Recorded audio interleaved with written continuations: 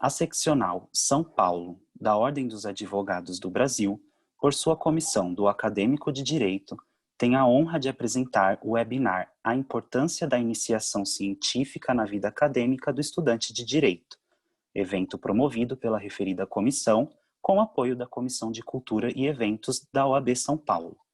Informamos que este evento compactua com um dos Objetivos de Desenvolvimento Sustentável estabelecidos pela ONU, a saber, educação de qualidade. Com a palavra, senhoras e senhores, doutora Renata Possi Magani, coordenadora de incentivo à escrita da Comissão do Acadêmico de Direito. Muito obrigada, Davi, pela abertura. Muito boa tarde a todos e a todas os nossos alunos e alunas que participam desse webinar, tanto neste momento e aqueles que assistirão posteriormente no nosso canal do YouTube, o canal da Cultura e Eventos, onde será disponibilizado o link para que vocês possam também assistirem oportunamente essa palestra em outro momento. Ela ficará gravada e será disponibilizada. Nesse sentido, em nome da nossa presidente da Comissão do Acadêmico de Direito, a doutora Adriana Cecílio, hoje não pôde estar conosco, então faço aqui as honras da casa em recebê-los, com uma grande honra de falar de um tema que eu tenho muito carinho, que eu tenho um apego muito grande, como professora também de Direito, sei da importância que é para a vida acadêmica e intelectual dos nossos alunos, que a vida acadêmica ela se inicie já a partir da iniciação científica. Então, hoje eu tenho a honra, o prazer, a satisfação, a alegria imensa de contar aqui com a nossa convidada palestrante, professora Loiane Prado Verbicaro, professora da Universidade Federal do Pará. Logo mais falarei para vocês do extenso currículo dela, que nos honra, principalmente aqui como professora, mulher, mães, que sabemos que tudo acaba sendo um pouco mais difícil nessa vida, de muita dedicação, mas é uma honra e eu gostaria enormemente de agradecê-la não só em nome da Comissão do Acadêmico de Direito, mas como toda a OAB, né? A nossa OAB se engrandece e se honra de contar com a sua participação, a sua vinda, virtualmente falando aqui em São Paulo. Então, agradeço em nome do nosso presidente da OAB São Paulo, Dr. Caio da Silva Santos. Agradeço também a Daniele Stephanie Gomes Trader, que é a nossa acadêmica de Direito, membra fiel, né, que faz tudo dentro da comissão e que possibilita que esse evento e tantos outros aconteçam com tanto carinho, cuidado. Então, Daniele, muito obrigada também pela sua vinda. Esse evento, ele é para falar, como eu disse, da iniciação científica. Como já foi falado no começo aqui da apresentação pelo Davi, também a quem estendo os meus agradecimentos pela organização do evento e do pessoal da Cultura e Eventos, em nome do seu presidente Alexandre Rolo.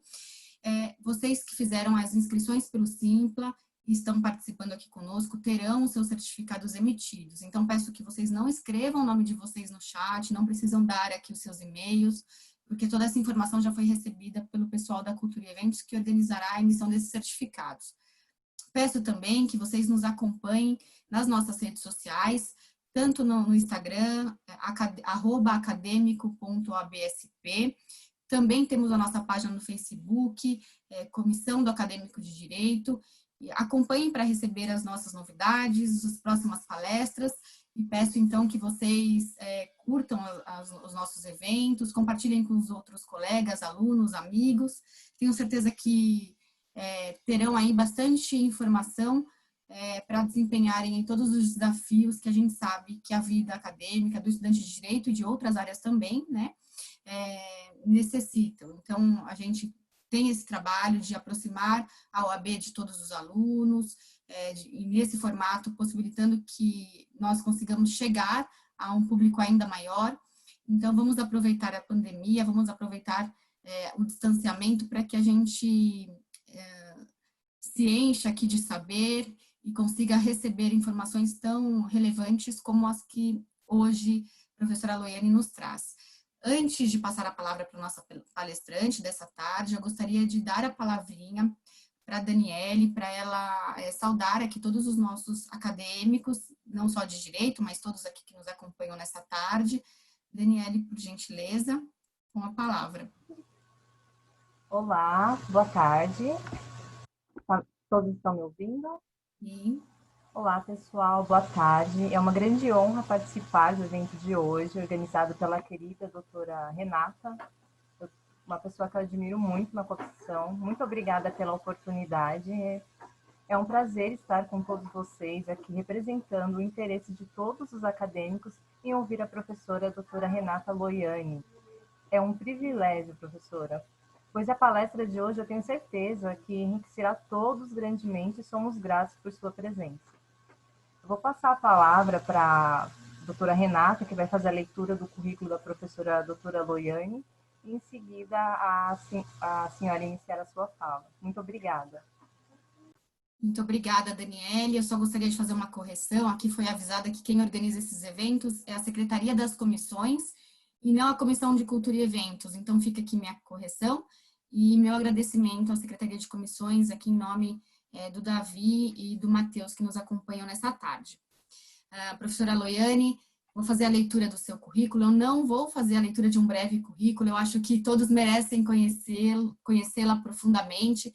É uma professora jovem, tão dedicada à vida acadêmica, então gostaria muito de pedir licença, não vou me estender, apesar do extenso currículo, mas eu acho muito importante que as pessoas saibam, né, que mulheres estão na academia produzindo, se desafiando, então como um exemplo a todas nós, mulheres, que nos desafiamos também a viver essa vida acadêmica na docência, é um grande motivo de honra e orgulho tê-la conosco. Então, peço licença a todos para fazer a leitura integral do currículo da professora Loiani, tenho certeza que vai faltar muita coisa, mas a professora Loiani é professora da Faculdade de Filosofia e do Programa de Pós-Graduação em Filosofia da Universidade Federal do Pará.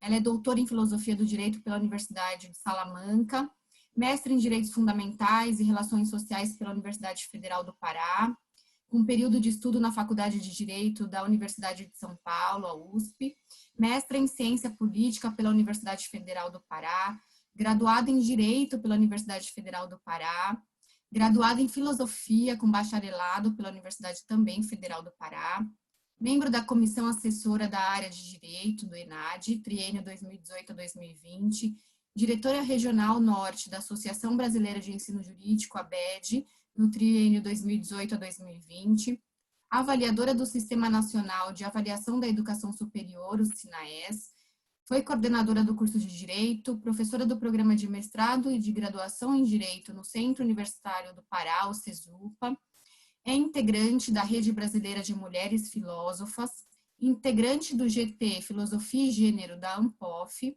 líder do grupo de pesquisa CNPq Filosofia Prática, Investigações em Política, Ética e Direito, autora do livro Judicialização da Política, Ativismo e Discricionariedade Judicial. Tem experiência na área de filosofia, direito e ciência política, com ênfase em filosofia política, ética, filosofia do direito, direitos humanos. Eu acho que não consta no currículo, mas nós, todas mães, temos o direito de falarmos, além de tudo isso, aquele que é o nosso maior desafio e que também nos engrandece muito, que é a maternidade. Também mãe, pelo que eu pude ver nas redes sociais, tem 2 filhos, né? Depois ela pode também nomeá-los aqui. Tenho certeza que é uma das funções que mais a engrandece, né, professora? Então, também fica aqui o nosso registro da sua maternidade. Muito obrigada pela vinda. Eu estou realmente muito feliz, muito agradecida, alegre, e gostaria, então, de passar já imediatamente a palavra à professora Loiani, para que nos brinde aí com seu conhecimento, e mais do que isso, vocês poderão ver, e depois compartilhem e sigam ela também no Instagram, nas redes sociais, vocês verão que ela faz aquilo que eu admiro muito, que é uma docência afetiva. A gente percebe que ela tem uma relação muito próxima, muito carinhosa, muito generosa com todos os seus alunos e alunas. Então, trazê-la aqui representa também aquilo que para mim é muito caro na docência, que é buscar um desempenho de uma atividade que não seja meramente formal, mas que ela, de fato, impacte a vida de outros alunos. E a professora Loiani é o exemplo a ser seguido. Muito bem-vinda, professora Loiani, com a palavra. Muito obrigada. Bom, muito boa tarde a todas e a todos. Queria, primeiramente, agradecer toda a generosidade, toda a gentileza do convite dessa apresentação. na doutora Renata. Fiquei muito feliz em receber esse convite. Eu acho que é muito importante que a gente possa dialogar cada vez mais e aproximar também as nossas pesquisas, as nossas discussões, o nosso trabalho, levando, portanto, a nossa experiência para os vários cantos do país. Eu acho que isso é muito importante. Gostaria de cumprimentar também a Daniele, que representa os discentes, e cumprimentar a todas e a todos aqui presentes. Eu vou falar sobre um tema que faz muito parte da minha vida e que faz parte da minha vida há aproximadamente 20 anos. Então, eu acho que vai ser uma conversa muito agradável. Eu espero também ter um tom muito informal, apenas compartilhar com vocês um pouco da minha experiência de vida, da minha trajetória de vida, de uma escolha de vida que fiz com muito amor, com muito carinho. E a doutora Renata sintetizou bem isso, porque eu acho que a academia é o lugar do rigor acadêmico, da seriedade, da dedicação, mas também é o lugar dos nossos afetos. Nós passamos grande parte da nossa vida dedicada a esse rigor acadêmico e nós temos também que levar leveza, prazer, delicadeza e afetuosidade. É assim que eu encaro as atividades acadêmicas e é assim que tento me relacionar com os meus alunos, com as minhas alunas, nos meus processos de orientação, no grupo de pesquisa, porque eu acho que faz muito mais sentido se for dessa maneira. Então, vamos ter uma conversa bastante informal sobre iniciação científica, que é o começo de tudo, né? É o início de um processo de imersão acadêmica e, portanto, tudo começa com uma escolha, né? Eu acho que é muito importante que nós tenhamos em mente que no direito nós temos muitas possibilidades de escolhas. Nós temos um campo muito aberto, seja seguir na prática, na atuação forense, nós temos a possibilidade de concurso público, iniciativa privada, consultoria, e nós temos também a vida acadêmica. E uma coisa também não exclui a outra, mas nós temos também que saber quais são as consequências, os caminhos que nós percorremos no momento em que nós decidimos ingressar numa atividade acadêmica, que é a atividade de iniciação científica. Então, eu vou falar um pouquinho hoje sobre alguns desafios da iniciação científica, mas também o desenvolvimento de algumas competências, algumas habilidades que são tão importantes. Eu sempre digo que a iniciação científica, ela foi o meu primeiro grande sonho acadêmico. Assim que eu entrei na graduação em Direito, que foi minha primeira graduação, entrei em 1999, bastante tempo, e o tempo voa, que a gente nem sente, já são 2 décadas, né, desde a trajetória inicial como aluna da graduação em Direito. Então, meu primeiro sonho acadêmico foi ser pesquisadora, bolsista da iniciação científica. E eu comecei, é claro, a me dedicar a esse propósito, a esse projeto, com um estudo muito cauteloso, com muita dedicação aos estudos, até que, enfim, abri um processo seletivo de iniciação científica e eu decidi me inscrever com toda a garra, né? Querendo demais viver essa experiência. Foi quando começou, efetivamente, a minha vivência acadêmica. E essa vivência, gente, eu acho que é sempre importante também compartilhar que nem tudo são flores. É importante também falar das nossas angústias, das nossas dificuldades, mas, sobretudo, que é uma experiência maravilhosa e muito apaixonante, porque o ganho do ponto de vista da qualidade, do rigor acadêmico e também da excelência acadêmica, em termos também de desenvolvimento de uma vocação, eu acho que isso é muito expressivo. E é mais ou menos sobre isso que eu gostaria de conversar com todos. Então, na minha época, há 20 anos atrás, as oportunidades de iniciação científica eram muito raras. Eu acho que hoje eu observo uma movimentação no sentido de que nós temos muito mais grupos de pesquisa, mobilização acadêmica e também as próprias universidades também acabam oferecendo, né, essas oportunidades de bolsa, ou mesmo uma iniciação científica voluntária, porque existe essa possibilidade. E ainda que não seja iniciação científica, o simples fato de se integrar a um grupo de pesquisa também pode representar o desempenho dessas atividades que seriam desenvolvidas pela iniciação científica. Então, a iniciação científica aqui compreendida como um início de uma trajetória de pesquisa acadêmica, de vivência acadêmica. E é claro que nós temos nós temos muitas habilidades que precisam ser desempenhadas nessa perspectiva. Então, é o início de uma vivência como pesquisador e como pesquisadora. E o que isso implica? O que implica em dizer você é um pesquisador, você é uma pesquisadora? Nessa atividade de formação de pesquisador, né, de vivência acadêmica, nós temos que saber, né, desse desenvolvimento de inúmeras habilidades e competências que são essenciais para a formação de um bom pesquisador na área do direito, né? Especialmente se tiver o plano, né, o projeto de seguir na vida acadêmica. É claro que existe a possibilidade de uma dedicação exclusiva à vida acadêmica, mas existe também a possibilidade de conciliar a vida acadêmica com atividades também profissionais. Mas para além, né, dessa experiência de vivência acadêmica, a iniciação científica, a vida enquanto pesquisador, ela é também importante para várias outras experiências que o estudante de direito pode ter. Eu acho que isso é algo bem importante para a gente discutir. Então, inicialmente, tudo começa com um grande projeto de pesquisa, e é muito difícil conceber um projeto de pesquisa, porque existe toda uma linguagem própria, existe todo um ritual próprio da vida acadêmica.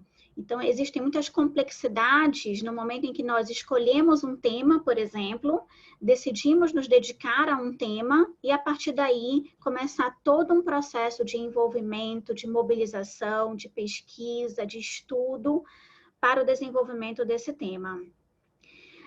Eu acho que é muito importante sempre nós escolhermos um tema que nós tenhamos muita inquietação.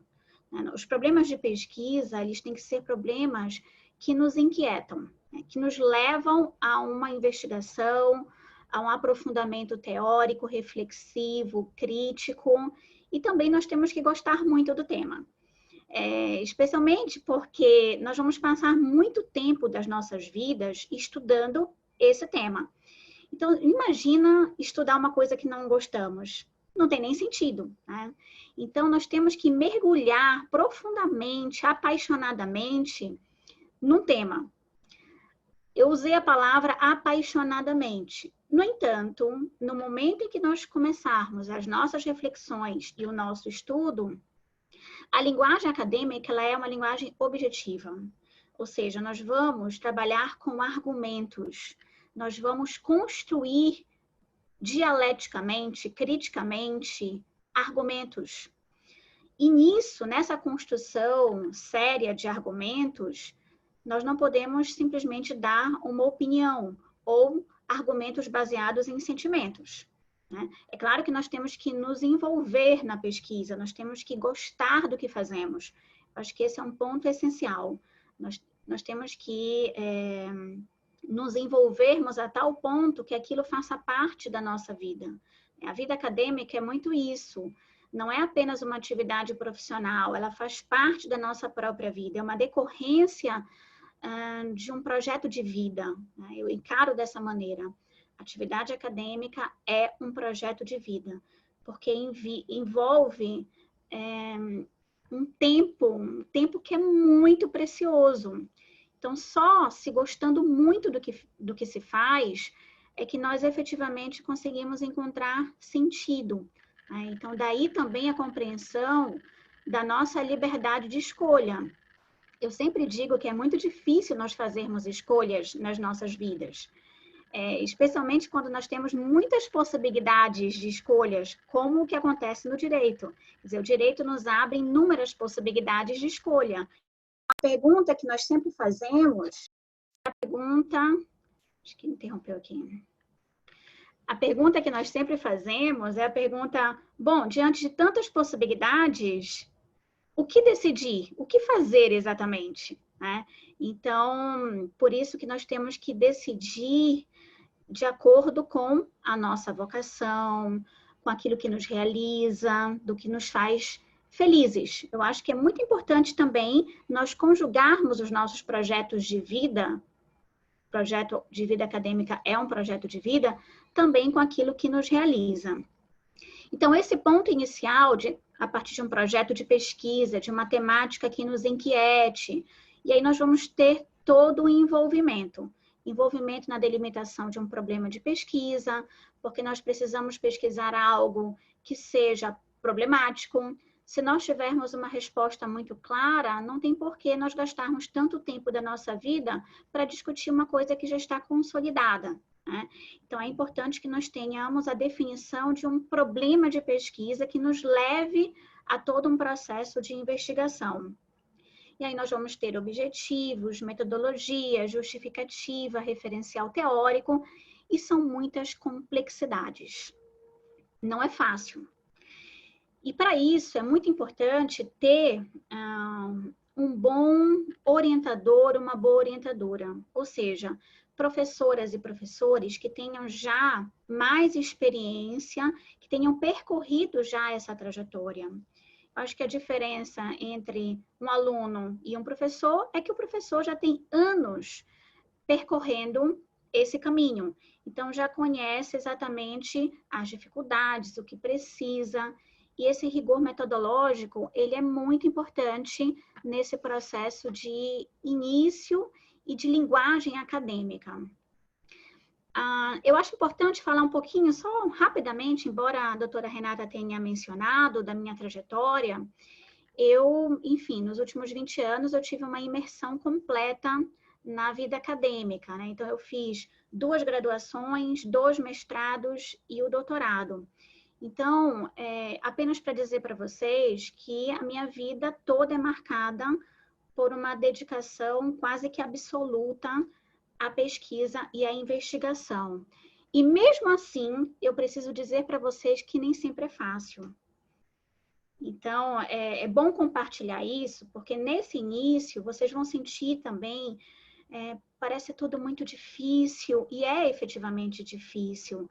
Mas, mesmo para quem tem experiência, esses desafios também existem. Eles persistem na trajetória de um professor.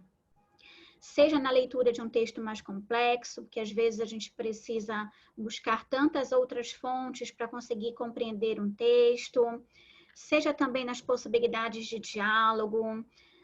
Enfim, é uma questão que tem que... Quem decide pela vida acadêmica tem também que ter consciência dessas dificuldades. Especialmente porque eu acho que uma questão que é essencial é a persistência. Eu acho que o acadêmico, ele não pode desistir muito facilmente. Desistir na primeira dificuldade. Ou então começa a leitura de um livro e diz, não entendi, não quero mais saber. É um pouco, sabe, de determinação. Por quê? Muitas vezes eu já fiquei, por exemplo, dias e dias lendo 1, 2 páginas de um livro para conseguir entender adequadamente aquelas ideias e as repercussões dessas ideias e o diálogo dessas ideias com outros autores, com outras tradições. Porque às vezes a gente pega, por exemplo, um autor e nós temos que, para entendê-lo, entender toda uma tradição anterior. Então, isso é bastante desafiador, né? É muito desafiador que nós tenhamos que, para entender uma ideia, compreender toda uma construção teórica discutida anteriormente. E isso é muito comum, por exemplo, na filosofia, né? E a minha experiência sempre é em conjugar uma reflexão mais interdisciplinar, política, ética, filosofia e direito. Então, essa é a minha perspectiva. E, portanto, existem esses desafios, mas existe a necessidade também de, bom, diante da dificuldade de um texto, vamos lá, parar um pouquinho, tomar um café, voltar, ou dialogar, conversar com o professor, conversar no grupo de pesquisa. Então, sempre tentar um diálogo com outras pessoas para discutir uma ideia, mas não desistir dessa discussão, né? Eu acho que uma grande característica de um pesquisador é ser muito persistente, é ser insistente, é ser muito dedicado. Também no sentido de resiliência, né? Sabendo que vai passar por algumas dificuldades, mas insistir firme. E o processo de pesquisa exige, por exemplo, muitas busca de fontes, literatura e, normalmente, um estudo que é um estudo mais verticalizado e não um estudo horizontalizado. Ou seja, fazer um recorte muito claro de um certo problema de pesquisa, justamente para permitir um aprofundamento investigativo, né? Porque, normalmente, os alunos acabam querendo discutir sobre vários aspectos, várias temáticas dentro de um mesmo trabalho. Mas, para que tenha rigor acadêmico, é muito importante que haja uma delimitação, né? Um recorte metodológico, um recorte teórico, para dizer que esse é o objeto de pesquisa. Se for muito amplo, isso se torna inviável do ponto de vista de uma construção mais séria e mais aprofundada do conhecimento, né? O pesquisador, ele precisa desenvolver, e ele vai desenvolvendo ao longo dos anos, ao longo dos meses, dos anos, até porque essa atividade ela é muito gradual, né? A gente começa numa imersão profunda, mas isso é algo que se faz durante muitos anos. Não se forma um pesquisador em 1 mês, em 2 meses, em 6 meses. Um pesquisador é formado ao longo de anos, décadas e de uma vida. E o pesquisador está sempre em formação.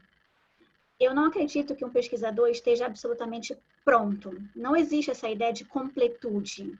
Não existe. Eu acho, inclusive, que o bom pesquisador, ele se coloca sempre também como aluno. É o eterno aluno. Porque é aquele que sempre acha que pode ainda avançar e melhorar.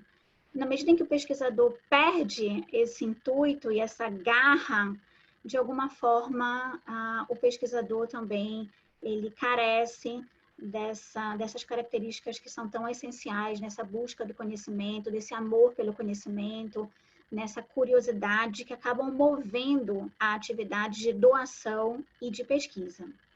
Então, nós temos gradativamente o desenvolvimento de um pensamento analítico, de um pensamento reflexivo, de um pensamento crítico. Os pesquisadores, eles acabam tendo também toda essa experiência, essa maturidade de também ter um pouco de calma, de tranquilidade para amadurecer o pensamento, né? Então, o pensamento, o desenvolvimento de uma tese, de uma construção argumentativa, nós não podemos ter muita pressa no desenvolvimento, porque a pressa, ela nos leva também à precipitação. Então, é muito importante que nós tenhamos todo um processo de amadurecimento das nossas ideias e sempre discutindo, sempre dialogando, levando para o debate público, levando para o contraditório, para o diálogo. Isso é fundamental, porque muitas vezes nós temos as nossas ideias, os nossos pensamentos, lemos um texto, mas às vezes o que fazer com isso? Bom, nós precisamos participar de eventos acadêmicos, de congressos, nós precisamos defender essas nossas ideias, nós precisamos conversar com os nossos colegas, conversar com os nossos professores, orientadores. Então, é sempre muito bom essa mobilização acadêmica e intelectual, e esse momento de pandemia, por mais cruel e perverso que tenha sido em vários âmbitos, acabou nos propiciando uma grande aproximação em termos das nossas pesquisas, dos nossos diálogos e debates, né, e com professores, pesquisadores e alunos do país inteiro. Então, é o paradoxo desse período que é sombrio de um lado, mas também do ponto de vista acadêmico acabou nos permitindo tantas interações, né? Então, é uma atividade muito gradual, nós vamos muito aos pouquinhos e a cada dia, ao mesmo tempo em que nós avançamos, nós sempre vamos ter aquele sentimento de incompletude. O sentimento de incompletude faz parte. Então, isso é uma coisa que nós vamos ter que administrar ao longo da vida. Por quê? Nós sempre poderíamos ter feito outras leituras que nós não fizemos. Então, sempre são escolhas. Isso é angustiante porque a nossa vontade mesmo é de ler tudo, né? E a nossa grande angústia é o que ler diante dessa vastidão infinita de leituras, né? Eu acho que todos aqui sentem uma certa angústia. Poxa, existem tantos autores interessantes. Se nós escolhermos, vamos lá, se nós escolhermos ao longo da vida um único autor, ainda assim, nós não conseguiremos discutir toda a sua teoria, especialmente considerando a repercussão da sua teoria, o diálogo que existe a partir da sua teoria, os comentadores, enfim. Então, são escolhas que nós devemos ter na vida. Essas escolhas, elas precisam ser também auxiliadas com um professor, com um pesquisador, que possam, de alguma forma, dar uma diretriz para saber, esse problema está correto, né? Porque esse início de definição, de delimitação do problema é um problema. Então, a delimitação do problema é um problema. Sempre foi um problema, né? Então, a gente precisa desse auxílio também nesse processo de escolha temática, de escolha do problema. A vida acadêmica, ela também é bem diferente da vida de advogado, né? O universo da advocacia, ele é diferente do universo acadêmico. Então, às vezes, quando eu recebo certos alunos que estão fazendo estágio, e quando eu tenho que iniciar um processo de orientação, eu vejo muitos vícios, inclusive de linguagem, que são vícios usados em petições, para defesa de determinadas causas, porque o argumento na advocacia é um argumento mais persuasivo, de convencimento. O argumento da academia, ele é muito mais um argumento objetivo. É a força do melhor argumento, seja ele qual for. Então, não se está defendendo apaixonadamente uma tese. Nós estamos levantando argumentos e nós vamos verificar qual é o argumento que se sustenta mais adequadamente, né? Então, nós temos que ter esse exercício de também cotejar os argumentos que são dissonantes entre si, que são contrapostos. É papel da academia, portanto, ao defender uma tese, levar em consideração o argumento contrário e considerar o argumento contrário, inclusive para defender esse outro argumento, né? Então, isso tudo é muito importante. Então, nós temos que ter ciência de que são habilidades diferentes, habilidade de uma vivência acadêmica e uma habilidade de ser um advogado. Muito embora um bom pesquisador desenvolva habilidades e competências que podem auxiliar também um bom advogado, né? Na construção reflexiva do pensamento, no desenvolvimento do pensamento analítico, e várias outras habilidades, como a escrita, a oratória, a segurança. Então, existem várias habilidades que são desenvolvidas nesse trabalho de pesquisa que também ajudam, auxiliam em tantas outras carreiras na área do direito, seja na advocacia, carreira pública, carreira privada. Então, são habilidades muito importantes na formação de base de qualquer profissional na área do direito, né? É claro que nós temos também, de acordo com essas características específicas de cada aluno, de cada pesquisador, eu acho também que é sempre muito importante nós considerarmos as características individuais, né? E para isso também, nesse universo acadêmico de pesquisa, nós temos tipos diferentes de metodologia de pesquisa. Então, por exemplo, nós podemos ter uma pesquisa bem mais teórica, filosófica, mas nós podemos também ter, por exemplo, uma pesquisa histórica, uma pesquisa baseada no direito comparado, em um caso concreto, em uma pesquisa jurisprudencial, entrevista, estudo empírico, uma análise mais interdisciplinar. Então, existem muitas possibilidades que também podem ir ao encontro da vocação de cada um e também dos projetos de vida de cada um, né? Então, nós temos pesquisas de vários tipos, de vários métodos. O importante também é ter muito rigor na aplicação do método, porque no direito me parece que não há muito uma preocupação com o método de pesquisa. Às vezes o método parece mais um enfeite, não é um enfeite. O método nos auxilia em todo o trâmite, todo o processo de construção dos argumentos. Então, isso precisa ser também muito bem analisado. Então, o método nos dá o rigor e a rigidez do caminho que nós precisamos percorrer. Porque a pesquisa não é algo aleatório, né? Nós temos um método, nós temos objetivos, nós temos problema, nós temos justificativa. Então, existe todo um universo e uma linguagem acadêmica que nós precisamos dominar. Mas vejam, isso é um processo lento, né? Normalmente, os alunos que eu oriento, meu grupo de pesquisa, muitos alunos iniciam no primeiro semestre do curso. Então, eu vou desde o primeiro semestre do curso, orientando, e é extraordinário ver a evolução, né? Então, a vivência, a experiência que o aluno vai adquirindo no seu percurso acadêmico. Então, muitos alunos, por exemplo, que estão no grupo de pesquisa, acabam a graduação já tendo publicado artigo em revista qualificada, já tendo participado de inúmeros congressos nacionais e internacionais, e isso facilita muito, seja para uma oportunidade de emprego, seja também para um processo seletivo no mestrado, né? Então, já começam muito cedo essa trajetória acadêmica e, com isso, ganham bastante maturidade e experiência, ingressando no mestrado já de uma maneira muito mais tranquila, né? Eu acho que esse é um ponto que precisa ser destacado. Também a ideia de que o aluno, nesse processo de iniciação científica, de inserção no domínio acadêmico, é importante a visão do aluno como protagonista também da construção do conhecimento.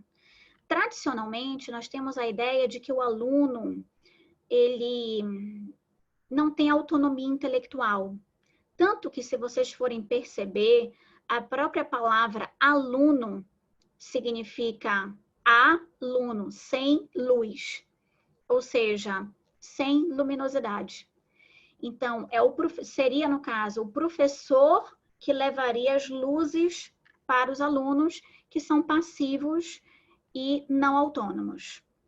Nós precisamos reconstruir essa perspectiva do que é o aluno, o discente. O aluno é aquele também que é protagonista do seu processo de formação, né? Então, a pesquisa acadêmica permite esse protagonismo, essa liderança, esse exercício gradual, esse cultivo gradual de autonomia intelectual. Porque a autonomia intelectual é algo que nós conseguimos obter ao longo de anos. E nós precisamos ter também muita modéstia e muita humildade. Por quê? Porque é um processo lento, é um processo longo. Não imaginar que porque começou a fazer pesquisa, que, bom, já é o pesquisador e, portanto, acaba que sem aquela característica também da modéstia, que é importante nesse processo de construção e de reconstrução dos argumentos e da pesquisa séria, né? Então, eu digo também que uma característica muito importante do pesquisador é a modéstia, a humildade, sem a arrogância, sem a prepotência de se considerar já o pesquisador, o dono da verdade, né? Eu acho que o bom pesquisador, ele está sempre aberto a ouvir a opinião diferente, a ser criticado e a receber a crítica com muita altivez e receber a crítica no sentido do bom debate. O problema é que às vezes nós percebemos que as críticas são recebidas no sentido mais pessoal, mas as críticas não são pessoais, as críticas, elas são relativas ao argumento, né, às teorias que são defendidas. Eu acho que isso, especialmente no momento de tanta polarização que nós estamos vivendo, em que nós temos uma dificuldade de dialogar com quem pensa diferente, eu acho que é ainda mais importante nós ressaltarmos esse aspecto, né? O contraponto argumentativo, as várias visões de mundo, as várias visões teóricas, elas precisam entrar para o debate. Nós não podemos debater apenas com quem concordamos. Se nós debatermos apenas com quem concordamos, nós não avançamos no debate. Nós precisamos dialogar exatamente com quem não concorda com o nosso argumento, para que nós possamos refinar o nosso argumento, né? Mas nós sabemos da dificuldade enorme desse processo, ainda mais no contexto que nós estamos vivendo, que é um contexto extremamente polarizado. E essa polarização, que acaba sendo uma polarização sectária extrema, acaba inibindo vozes dissonantes no debate público, né? Isso está muito claro, nós estamos acompanhando já há alguns anos esse desdobramento da nossa crise política, que impacta também nos trabalhos acadêmicos. Eu acho também muito interessante nós fazermos uma conexão entre teoria e prática, entre teoria e praxis. Porque às vezes a gente entra no universo acadêmico e pode imaginar que nós estamos apenas discutindo teorias, lindas teorias, mas e a prática? Eu acho que todo mundo já se fez, em alguma medida, esse tipo de questionamento. Quer dizer, uma coisa é a teoria, outra coisa diferente é a prática. Eu não compreendo dessa forma. Eu acho que existe uma associação inevitável e necessária entre teoria e prática, né? Por quê? A teoria, ela é fundamental como possibilidade, como condição de possibilidade de renovação crítica da prática. Muito dificilmente nós temos uma alteração substantiva da prática sem que tenhamos uma teoria de fundo que traga esse potencial transformador. Eu gosto da reflexão de um filósofo francês chamado Jean-François Lyotard, que ele fala que a ação transformadora não pode ignorar reflexões teóricas, né? E nós temos também que romper com uma espécie de visão determinista e fatalista, no sentido de que não podemos transformar as coisas. Ou seja, pela academia, pela pesquisa, nós podemos e devemos nos propor a construção de um mundo melhor. A construção de um mundo mais justo, mais equitativo, com mais liberdade, igualdade. Esse é o papel também da pesquisa acadêmica, né? Refletir sobre a prática para iluminá-la, para transformá-la. Nós precisamos ter esse propósito transformador, né? Porque muitas vezes as pesquisas acadêmicas, isso especialmente no âmbito do direito, os pesquisadores, os professores acabam, por exemplo, impactando na construção jurisprudencial. Suas pesquisas acabam resultando em um projeto de lei, por exemplo. Ou seja, nós temos a possibilidade de reforma das instituições a partir do estudo acadêmico, a partir da pesquisa, a partir, portanto, dessa atividade que começa com a iniciação científica. Então, existe um potencial, ao meu ver, enorme, né, de transformação e de intervenção na realidade.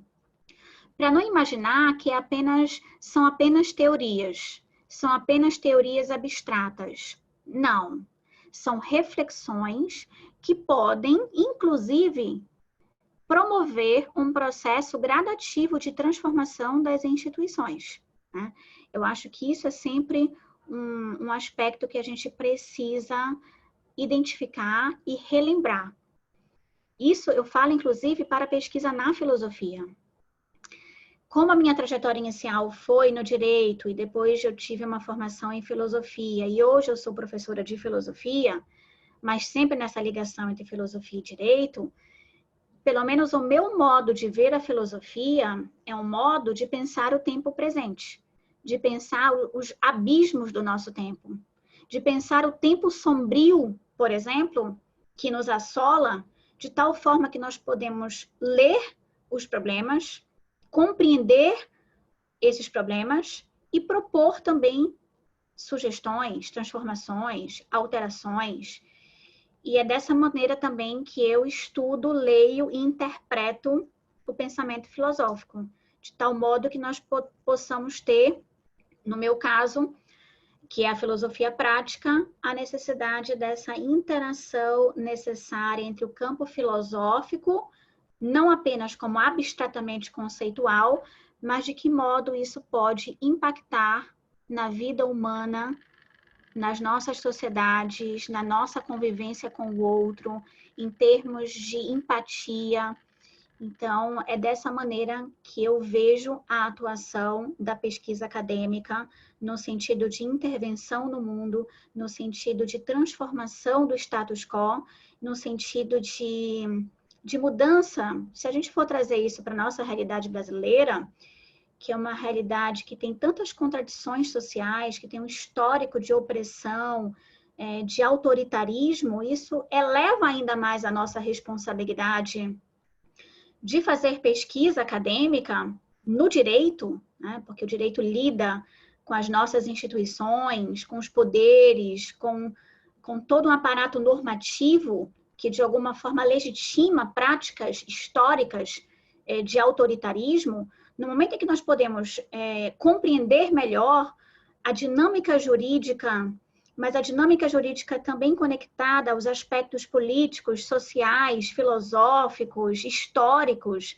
nós podemos fazer uma leitura adequada e contribuir para o processo de transformação da realidade, né? Pelo menos é dessa maneira que eu vejo sentido também. E eu falei isso para vocês no início, que eu acho que tudo que a gente faz na vida, a gente tem que ver muito sentido. Por que eu estou fazendo isso? Isso importa para mim? Isso importa para o meu projeto de felicidade? E de que maneira eu posso atingir o outro? De que maneira eu posso contribuir também para a sociedade? Eu acho que todos nós fazemos essas perguntas, refletimos também sobre o nosso papel na sociedade e, pelo menos ao meu ver, a vida acadêmica me ajuda a responder algumas dessas perguntas, né? E, portanto, a vida acadêmica, pelo menos para mim, faz todo o sentido, no sentido de realização, de felicidade, de projeto, de poder conhecer mais e sempre me aprofundando mais e problematizando a realidade, não aceitando as coisas como elas são, não encarar qualquer tipo de determinismo, de fatalismo, de indiferença. Eu acho que nós precisamos nos incomodar. O incômodo, ele é o motor da pesquisa. Nós precisamos nos incomodar e fazer disso uma grande mobilização, né? Então, nesse processo todo, em que nós temos esses compromissos, inclusive, compromissos sociais, nós temos responsabilidades sociais, é sempre muito interessante encontrar também um ambiente de parceria, de diálogo, e aí entra mais uma vez aquilo que a gente falou no início, da ideia da afetividade, né?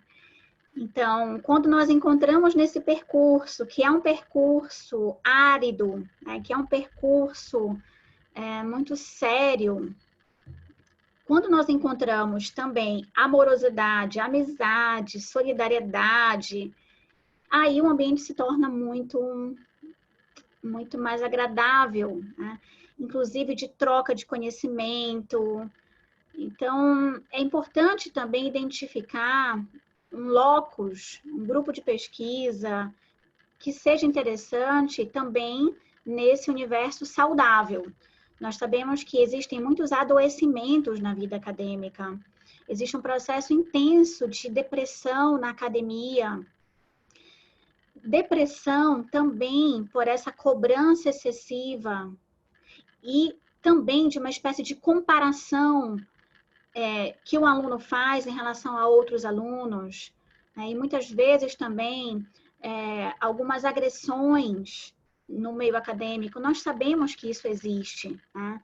Mas é claro também que existe a nossa responsabilidade de tentar combater esse tipo de ambiente, né? O ambiente acadêmico, ele deve ser um ambiente acolhedor, deve ser um ambiente de afeto e rigor. Aí a gente nunca pode dispensar o rigor, né? Então, a gente tem que cotejar, a gente tem que unir o rigor, então, às vezes sendo, inclusive, sério no processo de orientação, mas ouvindo, sempre no processo de escuta, de diálogo. Eu acho que isso é absolutamente fundamental. A atividade de pesquisa, gente, ela é tão importante, assim, para as características de um profissional do direito, porque ela envolve a boa escrita, tem que escrever muito bem. Tá? E como é que se escreve muito bem? Lendo muito e escrevendo muito.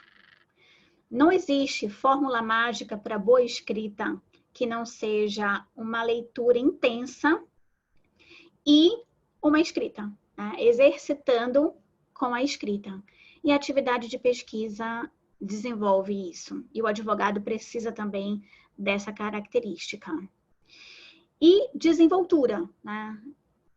O pesquisador ele precisa apresentar os seus trabalhos nos eventos, congressos, e dar palestras, e às vezes congressos nacionais e internacionais para o grande público. Então, isso vai criando também toda uma desenvoltura, todo o desenvolvimento da oratória, também da segurança, porque nem sempre é fácil falar em público. Então, isso, gente, é um exercício diário. E digo a vocês, até pessoas extremamente tímidas podem assumir essa função. Eu conheço várias pessoas e professores e alunos que são pessoas extremamente tímidas e que fizeram todo um trabalho ao longo da vida para serem professores. E também conheço muitos professores que depois de anos e anos e anos dando aula, por exemplo, grandes palestrantes e professores que estão quase à beira da da aposentadoria. Professores que já vão se aposentar dizendo que todas as vezes que vão apresentar um trabalho ou que vão dar uma palestra, ainda sentem aquele frio na barriga. E esse frio na barriga, ele é muito bom, porque mostra que você está se importando com isso. Porque quando você naturaliza, você não sente nada. Mas quando você sente um friozinho na barriga, significa dizer, eu me importo.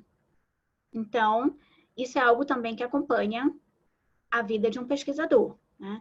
Então, se vocês estiverem iniciando e com esse sentimento de frio na barriga, sejam muito bem-vindos, porque é exatamente assim que um pesquisador se sente no momento de ter que dialogar, ter que contrapor um argumento, uma ideia, fazer uma arguição, uma apresentação.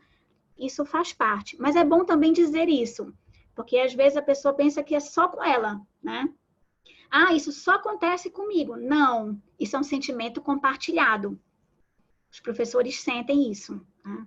Poucos vão dizer isso, é verdade. Alguns não falam, mas que pelo menos a grande maioria sente. É muito importante também nós pensarmos, gente, sobre vocações e os talentos potenciais, né? Eu falei também no início, quanto que nós também temos que analisar as nossas especificidades, a nossa personalidade e também a nossa vocação. Mas o que eu posso dizer é que a pesquisa acadêmica às vezes surpreende. Até aquelas pessoas que não se imaginavam envolvidas na pesquisa acabaram se encontrando uma vocação, encontrando um sentido de vida, né? A pesquisa acadêmica, eu gosto também de dizer isso, eu fiz uma live sobre vida acadêmica nessa pandemia, e eu falei exatamente isso. A vida acadêmica ela é muito mais transpiração do que inspiração. O trabalho intelectual, gente, não é um trabalho em que a pessoa pode acordar um dia e dizer, hoje estou inspirado. Não existe, pelo menos eu falo também por mim, né? Não existe inspiração, existe muito trabalho, existe muita leitura, existe muita doação. Então, é muita disciplina, rigor, exigência, paciência, resiliência, entrega, planejamento, organização, num processo contínuo. Humildade, consciência das nossas limitações e o sentimento de incompletude. Então, nós temos que acabar com aquela ideia de que hoje não estou inspirado para escrever. Não, é sentar, trabalho duro, que aos pouquinhos a escrita vem. Aquele desafio de ter a folha em branco. Você abre o computador, tem a página em branco, o que fazer? Essa angústia todos sentem. O que vai superar isso? Muito estudo, muita leitura. Então, eu acho que é importante saber, porque tudo na vida nós temos ônus e bônus. E a vida acadêmica, ela é realmente esse espaço de rigor, mas também de maravilhamento. Pelo menos é essa a maneira que eu sinto. Eu acho que é uma atividade completamente apaixonante e tudo que envolve a atividade acadêmica. Porque são muitas coisas, são muitas complexidades. Então, atividade acadêmica é estudo sistemático e permanente. Eu não me lembro de um dia que eu não tenha estudado. Isso, inclusive, em períodos de férias. Em algum momento, mesmo de férias, viajando com a família, eu com certeza vou levar alguns livros. Em algum momento eu vou ler. Então, isso faz parte da nossa vida. Um estudo permanente. Mas um estudo prazeroso. Mas nem sempre prazeroso, porque tem algumas teorias alguns autores que nós temos que ler por obrigação mesmo. Então, é claro que é muito bom nós escolhermos autores que tenhamos afinidades e temas que tenhamos afinidades, mas em algum momento nós vamos fazer alguma coisa que não gostamos tanto assim. Isso faz parte da vida, né? Todas as atividades que nós escolhermos fazer na vida, nós vamos ter, em algum momento, alguma coisa que não gostamos tanto, mas que devemos fazer e fazemos sim, porque precisamos daquela leitura para entender melhor o nosso autor. São doses de sacrifício que nós, enfim, temos que fazer, né? Então, nós precisamos de toda essa organização, essa sistematicidade e um planejamento de um estudo para uma vida inteira, né? E esse estudo para uma vida inteira, nós temos realmente que sempre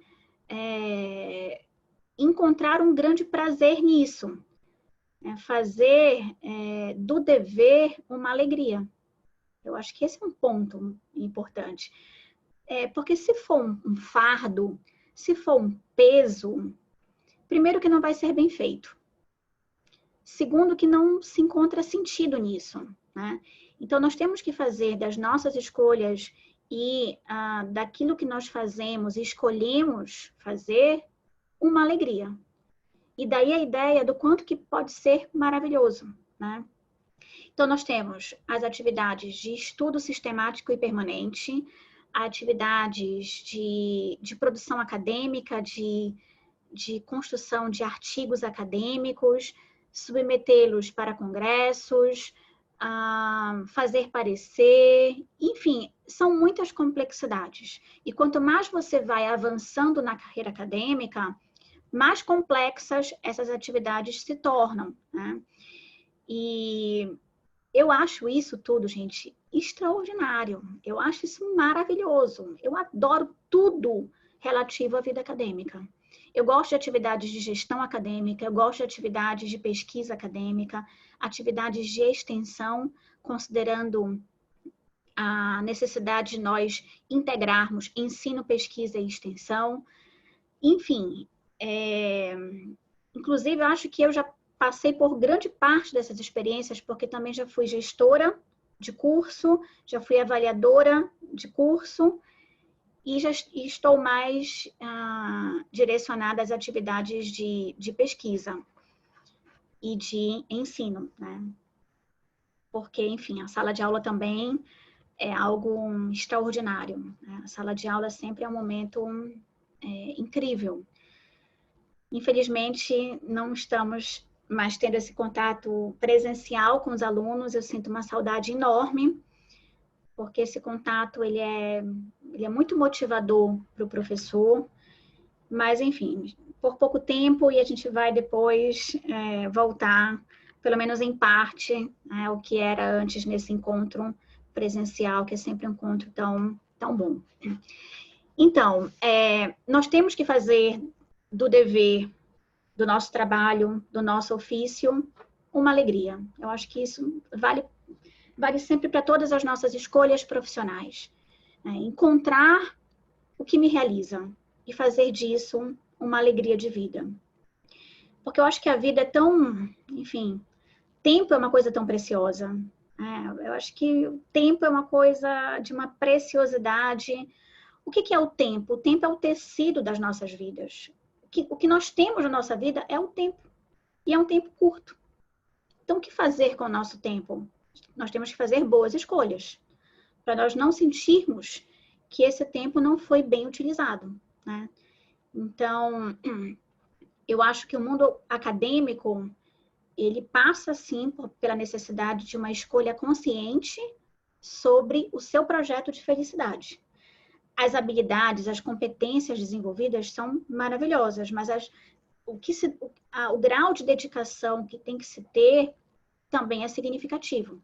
Então, é preciso que seja uma escolha consciente e para encontrar esse ponto de maravilhamento, né, esse ponto de ser uma atividade encantadora, que é a atividade acadêmica. Eu sempre brinco dizendo que a atividade de pesquisador, de professor, é mais ou menos como ser mãe.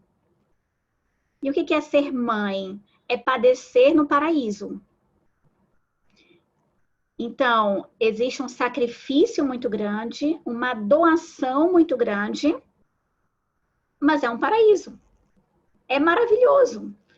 Então, eu acho que não existe descrição para mim mais perfeita da atividade acadêmica do que padecer no paraíso, né? Então, eu sempre vejo dessa maneira, né? O quanto que tem que ser uma entrega, tem que ser uma entrega total, tem que ser com muito amor, com muito empenho, e o resultado disso é uma enorme satisfação de viver e ver, por exemplo, o resultado dos alunos, o avanço. Eu tenho, inclusive, orientandos de mestrado que estão concluindo doutorado, professores hoje. Então, isso para mim é uma alegria, assim, indescritível ver essa trajetória toda, né? E para quem está agora na graduação e tendo que fazer escolhas, eu acho, enfim, eu sou muito suspeita, mas eu acho que a atividade acadêmica é uma atividade que impacta muito positivamente nas experiências, nas vivências de um aluno de direito, né? Então, eu tenho muitas coisas boas para falar, as minhas recomendações são as melhores possíveis nesse processo de formação acadêmica do aluno. ainda que no início seja um processo mais duro, e aí eu gosto de uma frase do Fernando Pessoa, quando ele diz assim: primeiro estranha-se, depois entranha-se. Ou seja, no início estranhamos o rigor acadêmico, mas depois, aos poucos, nós vamos naturalizando, inserindo isso e participando com mais naturalidade e com mais envolvimento, né? Então, eu fico à disposição para dialogar com vocês, eu quero ouvir as perguntas de vocês, quero compartilhar com vocês e fico muito feliz de poder ter esse tipo de diálogo. Professora Loiane, muito, muito, muito obrigada. Eu estou aqui por dentro, sabe aquela palestra que vai te dando vontade de dialogar, de interferir para fazer trocas, mas o nosso formato ele era contínuo, né? Então, nesse momento, eu só gostaria de tecer algumas considerações a respeito do que a professora trouxe. Primeiro, falar aos nossos participantes, para a nossa audiência, que o motivo de eu ter convidado, né, a professora Loiane é que eu sabia, eu já tinha visto e percebido e sentido esse brilho, né, esse brilho que faz tanta diferença em quem vive essa vida acadêmica. Então, eu só posso agradecer imensamente a generosidade da professora ter trazido para a gente a sua experiência, e com essa riqueza de detalhes, com essa riqueza de abordagem, com essa sinceridade, porque é verdade, a vida acadêmica, infelizmente, ela ainda é tomada de muitas vaidades. Então, eu me identifiquei muito na fala da professora Loiane, quando tenta humanizar, né, a figura do aluno e também e desumanizar do professor em certo sentido, não é desumanizar, mas é tirar do pedestal, né? Talvez o termo que eu tenha usado seja equivocado, mas a ideia de aproximar a figura humana do professor ao do aluno. Então, na minha primeira aula, eu sempre tenho essa oportunidade de dizer para os meus alunos o quão nervosa eu estou numa primeira aula, por não conhecer os meus alunos, né? Por ser um primeiro encontro, e que também não vai passar no segundo nem no terceiro, porque esse frio na barriga é o que nos motiva, é o que nos coloca numa situação de eu me importo. Eu estou preocupada com o conteúdo, será que eu vou lembrar de tudo? Será que vai faltar algo? Então, enquanto mais você se prepara, a impressão que a gente tem é que mais nervoso a gente fica, né? Porque é tanta coisa, tanta informação que a gente quer compartilhar e que talvez o tempo parece ser nosso pior inimigo, né? Age desfavoravelmente para que a gente consiga aí atender todas as expectativas, e isso gera ansiedade. Então, também gosto de falar para os alunos, exatamente da mesma forma que a professora falou, é difícil, dá medo, tem insegurança, são muitos desafios. E essas competências e habilidades que a professora muito bem elencou aqui, elas não são competências e habilidades inatas, né? Elas são buscadas, aperfeiçoadas. Claro, a gente muitas vezes ouve isso do aluno, né? Eu vim fazer a faculdade de Direito porque meu pai, minha mãe, minha família fala que eu falo bem, que eu gosto de argumentar, ou porque eu gosto de ler, mas não é a realidade da maior parte das pessoas. E mesmo você que talvez tenha chegado no curso de Direito por conta dessas qualidades ou atributos que alguém tenha percebido em você, você vai encontrar outras dificuldades, né? Então, essa é uma habilidade, ou são habilidades e competências que podem ser desenvolvidas, né? Então, a professora falou muito bem, são desafios, mas a inquietude, a necessidade de buscar algo a mais, de sair da zona de conforto, porque todo pesquisador é isso mesmo.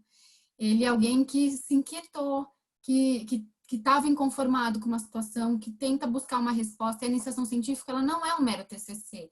Eu vejo muito isso, né? É claro que dependendo da instituição que o professor está e o aluno, já há uma tradição muito grande em pesquisa, em projetos de iniciação científica, grupos de pesquisa, mas a grande parte, essa é a verdade, das nossas faculdades no Brasil, elas não estão muito preocupadas com pesquisa, extensão, elas têm uma preocupação um pouco mais comercial, uma aprovação na OAB e ponto, né?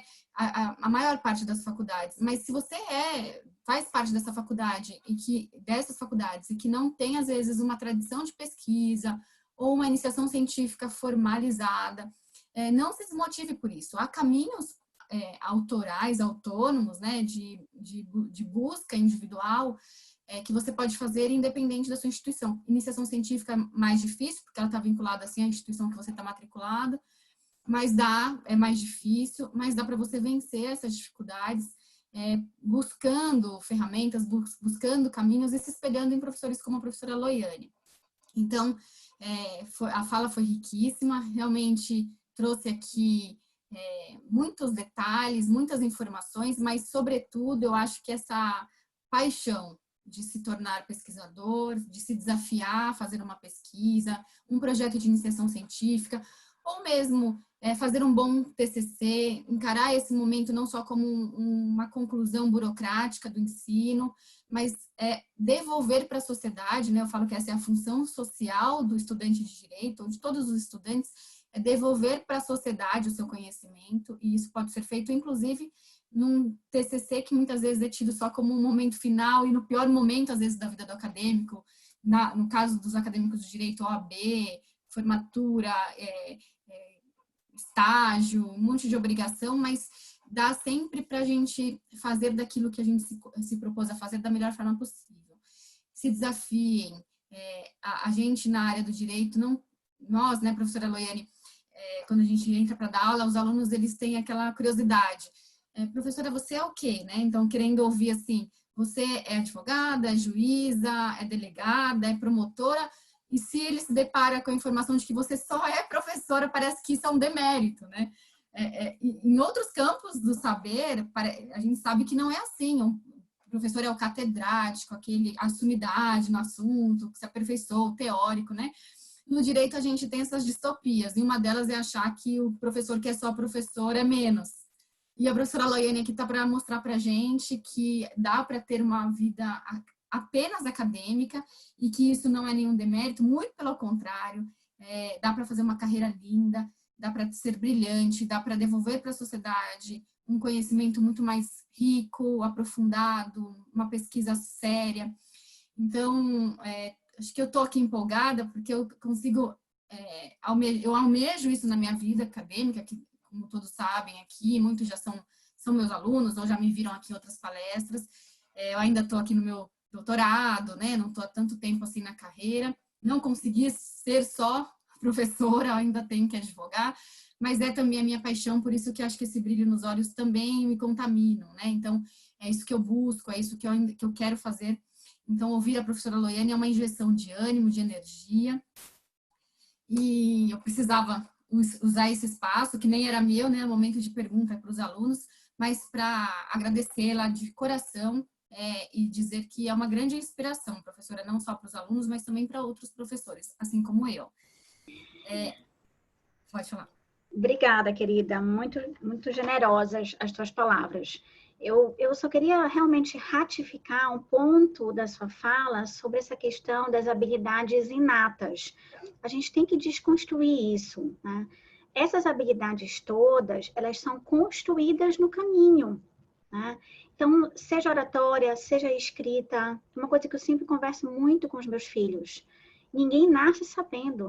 Tudo é um processo de construção, uma construção muito gradativa, persistente, empenhada, né? E a gente precisa dizer isso também para os alunos, para não ter aquela ideia daquele brilho inato. Não, mas ele é extremamente inteligente. Às vezes, o mais inteligente não é o melhor pesquisador. Às vezes, o mais inteligente, ele não tem a organização necessária, não tem a disciplina necessária.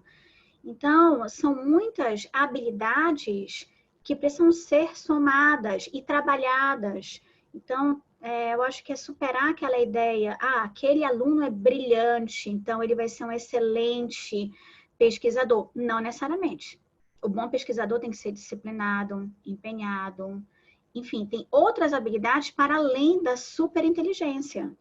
Então, por exemplo, se me perguntam se eu quero orientar um aluno extremamente inteligente ou um aluno extremamente empenhado, eu prefiro orientar o extremamente empenhado, né? Então, é só para perceber que existe espaço para todos.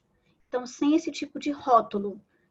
Isso não é para mim porque eu não sou bom o suficiente. É bom sim. Então, entre para ver, para despertar essa vocação através de um trabalho consistente e sério, né? Eu acho que isso precisa ser dito, para que a pessoa não se sinta desanimada antes de entrar na atividade e ver o quanto que existe a possibilidade de desenvolvimento de potenciais para as mais distintas personalidades, para as mais distintas formações, né?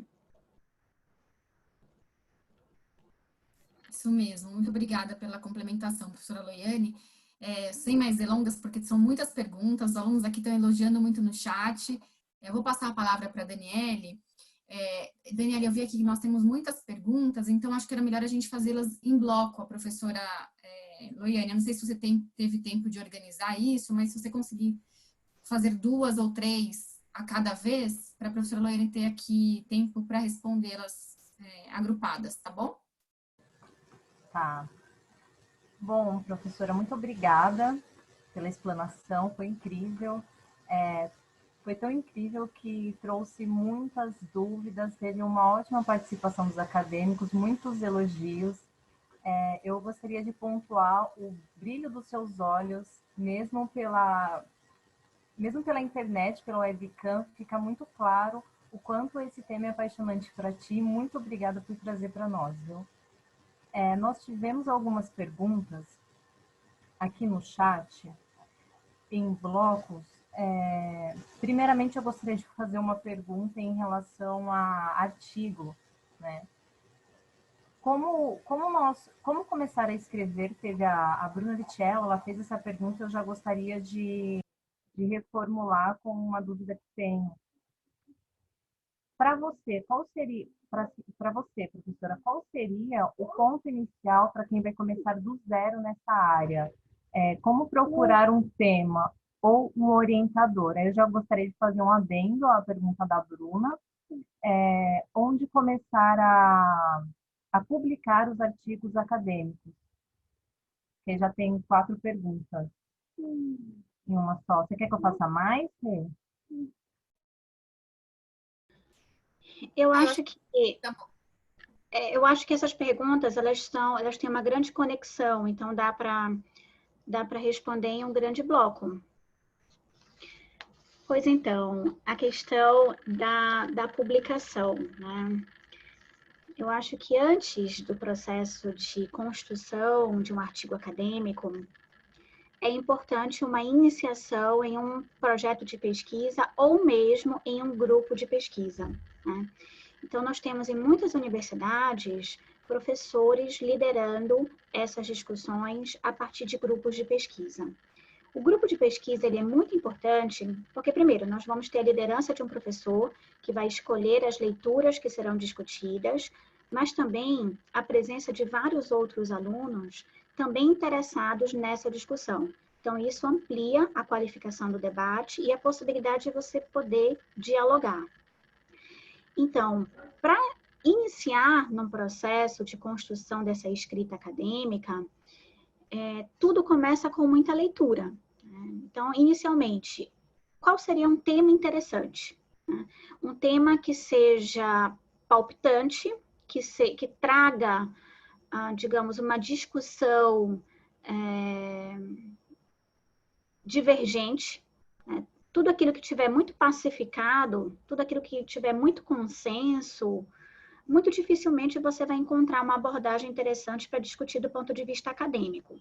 Então, o recorte feito é um recorte que suscite essa possibilidade de você ter, digamos, várias interpretações, vários contrapontos, vários argumentos diferentes.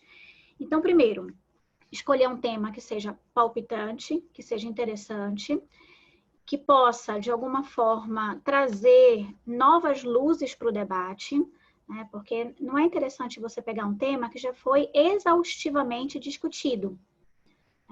Eu, inclusive, dou pareceres para as revistas, para publicação em revistas. Então, isso é um ponto que eu sempre analiso.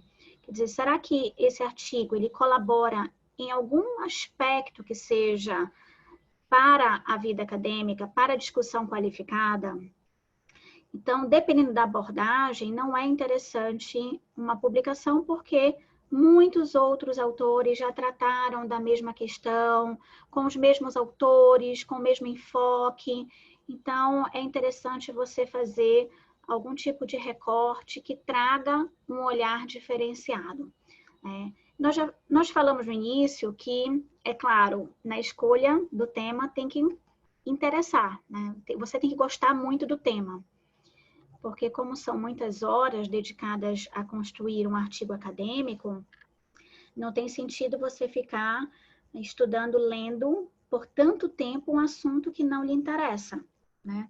Por isso que nós temos que nos envolver de uma maneira muito intensa com o tema que nós estamos abordando. Vou dar um exemplo para vocês. A minha dissertação de mestrado, eu discuti sobre judicialização da política. Quando eu tive contato com esse tema, eu me apaixonei de uma tal forma que no âmbito do direito, eu lia absolutamente tudo relativo a esse tema e todos os desdobramentos. Depois eu fiz um mestrado em ciência política para trabalhar outros autores com esse mesmo tema. E esse mesmo tema apareceu também na minha tese de doutorado. Ou seja, é um tema que me envolveu muito expressivamente e um tema que envolve também muitas discussões institucionais dos nossos problemas do país, né, problemas contemporâneos do nosso país, e que eu passei mais de 10 anos estudando. Então, como é um tempo muito grande que a gente dedica a uma temática, ainda que seja de um artigo acadêmico, é importante você se identificar com o tema, se interessar com o tema, né? E aí, primeiro passo é fazer um mapeamento dos principais autores para escolher que tipo de recorte teórico dá para um artigo, né? Então, depois do tema, nós temos que fazer uma busca em relação aos autores trabalhados para fazer uma escolha. Nem sempre nós podemos discutir todos os autores e nem sempre é conveniente discutir todos os autores. Então, fazer uma escolha, que tipo de abordagem, que tipo de teoria, quais são os autores que vão nortear a minha pesquisa. E a partir daí, gente, começar, por exemplo, pega um autor e começa a pesquisar os autores citados por essa obra. Isso sempre é um ponto muito importante. Então, por exemplo, todo livro que vocês forem buscar, iniciar uma leitura, vocês vão ver que existem várias citações. E buscar essas citações dessa primeira referência. E aí montando toda uma construção dos autores para a escrita do texto, né?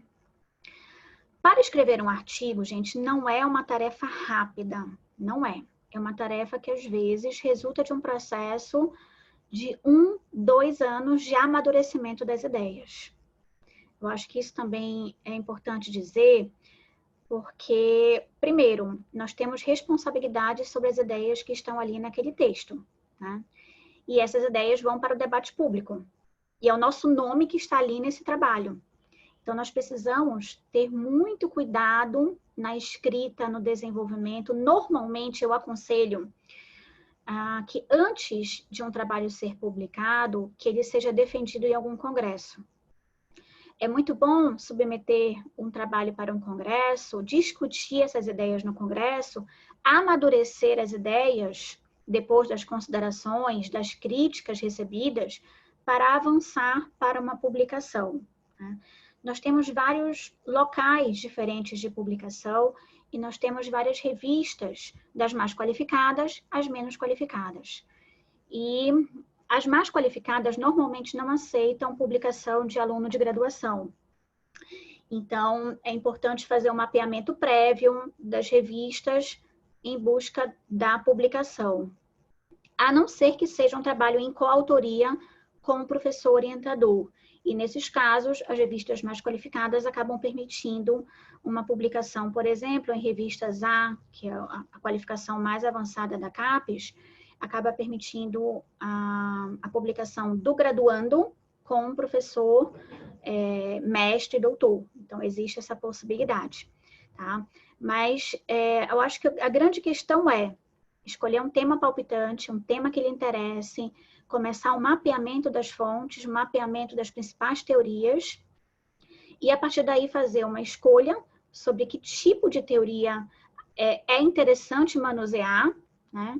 Porque não se pode discutir sobre tudo, portanto, sempre o recorte ele é muito importante. É melhor, gente, falar de uma maneira mais específica sobre um problema do que tentar falar sobre muita coisa de uma maneira superficial. Normalmente, essa é uma experiência que eu tenho nas minhas orientações com os alunos, porque eles chegam comigo com aquela gana maravilhosa de querer transformar o mundo. Então, chegam com um problema incrível, capaz, assim, de promover a igualdade e a emancipação na sociedade brasileira, né? Eu acho isso maravilhoso, porque mostra todo o entusiasmo, mas, ao mesmo tempo, nós temos que ter pé no chão. Nós temos que ver o que é factível, o que é realista, e nós temos que ter honestidade. Eu acho que uma palavra muito prezada na vida acadêmica é honestidade. Você não pode prometer algo e não cumprir no artigo, né? Tudo que você diz que vai fazer, você tem que fazer. Então, toda a sua proposta, seus objetivos no artigo, você tem que atender. Então, é melhor você ser modesto, humilde e fazer com muita consistência e com muito aprofundamento do que ter um problema revolucionário e não conseguir dar conta de um problema tão abrangente. Então, é melhor a especificidade do que a abrangência na delimitação de um problema de pesquisa que será alvo de um artigo acadêmico, né? Então, é muito bom também poder, antes de qualquer processo de publicação, encaminhar para professores, para colegas, para fazerem revisões textuais, revisões de ideias. Eu acho isso sempre muito importante, porque às vezes a gente fica viciado na nossa própria leitura. Às vezes a gente escreve algo e a gente acha que está lindo, a gente acha que não tem nenhum tipo de ambiguidade ou qualquer tipo de incompreensão, mas quando nós damos o nosso texto para outra pessoa ler, a pessoa não entende.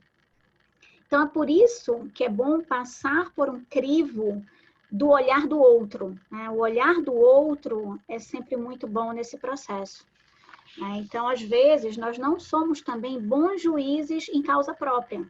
Então, se nós formos avaliar o nosso próprio artigo, nós achamos que está lindo, né? Mas não, nós precisamos também ouvir o outro. Nós precisamos desse diálogo, da leitura atenta do outro, nesse processo de construção. Então, não pode ser, gente, vocês não podem ter, assim, aquela ansiedade de querer fazer rapidamente. É um processo de amadurecimento. É muito bom publicar um artigo, é maravilhoso, é um filho acadêmico, né? É uma alegria enorme publicar um artigo. E eu já tive a oportunidade de publicar também com autoria com vários dos meus alunos, mas normalmente como resultado de um trabalho de 2 anos de pesquisa, de acompanhamento, sabe, de revisão, de eventos, congressos. Então, o primeiro passo é entrar na vida acadêmica, numa imersão acadêmica, construir gradativamente um processo de pesquisa e o resultado disso é a publicação de um artigo. Então, o artigo, ele é o resultado de um processo.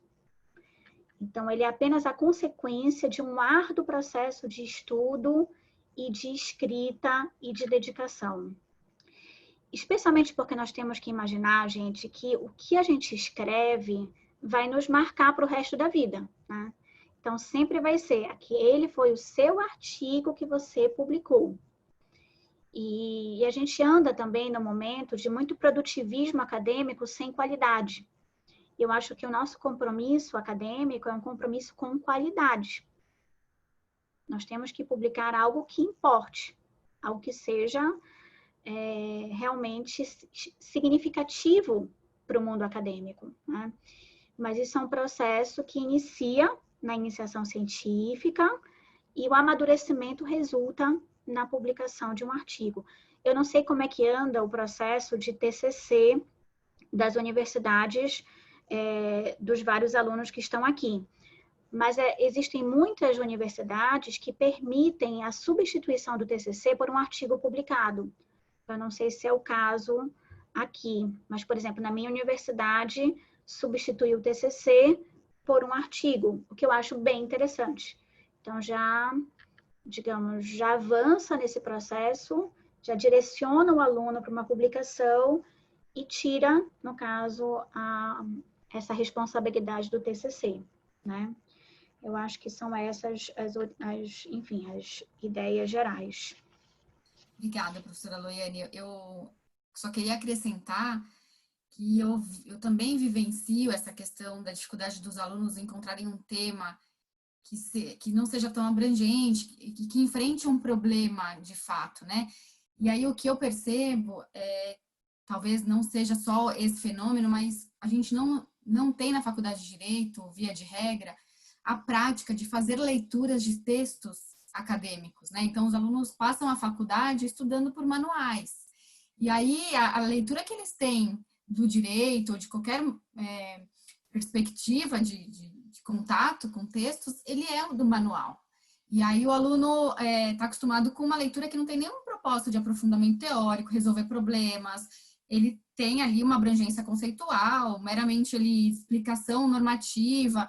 Então, é esse padrão que o aluno conhece. Então, muitas vezes eu falo para o aluno, antes de você encontrar um tema, vai para as plataformas, a gente indica as plataformas onde ele encontra a maior parte desses textos, procure seu tema, veja o estado da arte, né? Tente encontrar o que quem está produzindo de fato, em termos de pesquisa, aprofundamento, seriedade no campo acadêmico, o que ele está produzindo, o que está se falando sobre o seu assunto, porque é muito difícil mesmo para o aluno descobrir um tema do nada, né? Enfrentar um problema da cabeça dele. Ele sempre fica com aquela impressão, mas quem sou eu, professora, me dá o tema a você, que eu confio mais em você, né? E aí eu falo para o aluno, mas esse momento é seu. Então, acho que o papel do orientador talvez seja esse, tirar o aluno desse âmbito mais cômodo de conhecimento jurídico a partir de manuais e entender que é outro caminho, é outro percurso, né? E essa prática de leitura de textos acadêmicos, né? Então, a gente meio que, esse padrão de escrita, a gente também faz por repetição e às vezes que eu falo, copia, né? Copia não no sentido de plágio, nada disso, copia o método. A gente não sabe, então vamos ver quem fez já antes de nós, como ele estruturou, como ele justificou, qual método. E aí a gente vai, claro, voltando nas habilidades, né? É uma habilidade que vai sendo desenvolvida por repetição, por exercício, por prática, né? Isso eu queria complementar porque eu acho que tem a ver com a resposta da professora Loiane sobre isso. Normalmente, eu acho que é bom complementar, os manuais, eles são muito descritivos, né? E nós precisamos, na pesquisa, nós precisamos de problematizações. Nós precisamos realmente encontrar o problemático. E o manual, ele apresenta as soluções, né? Porque tenta simplificar o problema de uma maneira muito superficial. Então, eu acho que é sempre importante, inclusive acho que é insuficiente uma abordagem de uma preparação acadêmica do aluno que se limite aos manuais. Os manuais, eles são textos extremamente simplórios, né? E que, sinceramente, não contribuem para o processo mais rigoroso de formação do acadêmico. Vou passar agora para a Daniele. Daniele, se você conseguir fazer em bloco uma última, um apanhado de perguntas, porque a gente ficaria aqui, né, professora, conversando por horas a fio sobre o tema. São 16h35, a gente não pode passar muito aí das 15 para 5. Então, se você puder fazer um compilado aí com algumas últimas perguntas, e se alguém se sentir preterido em alguma resposta, eu peço até liberdade, professora Loiane. Eu acho que não ficaria chateada de responder depois diretamente para algum aluno, seja por rede social, depois e-mail, a gente conversa a melhor forma, mas acho que a gente não vai conseguir atender toda a demanda aqui de perguntas. Mas se a Daniele conseguir fazer um apanhado para a professora fazer um último momento de respostas, eu agradeço, tá? Tá bom. Bom, vamos lá. Tem a acadêmica Carla Mendonça Ferreira e o acadêmico Arthur Fernando Colacusso. A acadêmica Carla, professora Loiane, ela pergunta sobre como interligar o contexto histórico do direito constitucional e direito trabalhista. Ela pergunta se seria algo muito complexo, porque na visão dela, esses assuntos inicialmente parecem ser distintos. E o Arthur, ele pergunta quais são os livros que marcaram sua carreira e a fizeram crescer profissionalmente e intelectualmente. Tem uma pergunta que eu também gostaria de adicionar, do Rodrigo Martins. Ele disse que entendeu sobre a importância de estimular um debate saudável e se a senhora poderia indicar para estudo inicial algum bom método de dialética.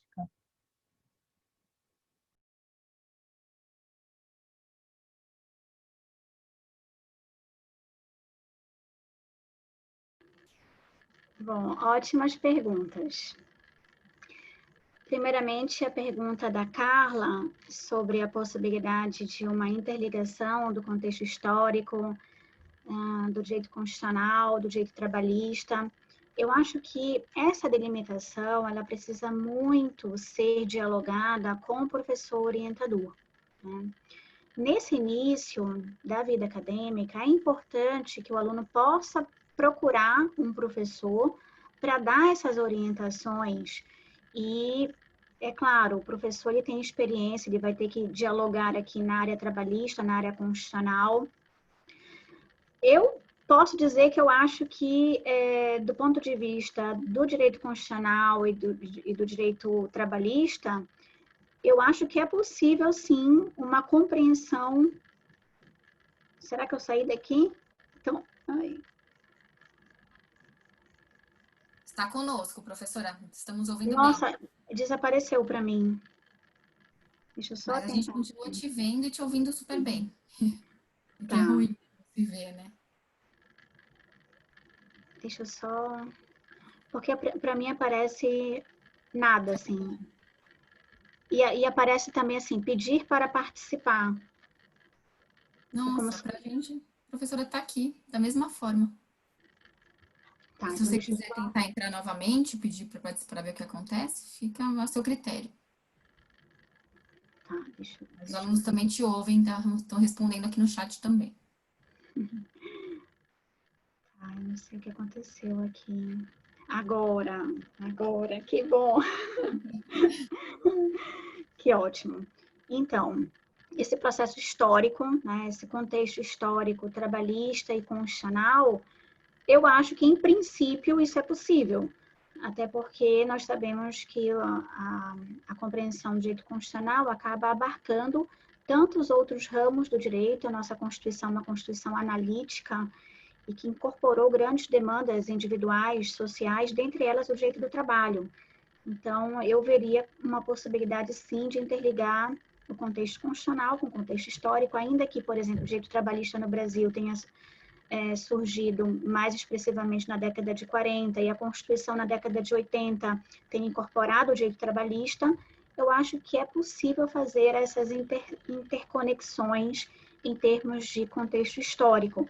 Agora, tem que ver qual é o escopo, né, da pesquisa, qual é o recorte específico, mas o direito constitucional permite essa abrangência e essa abertura.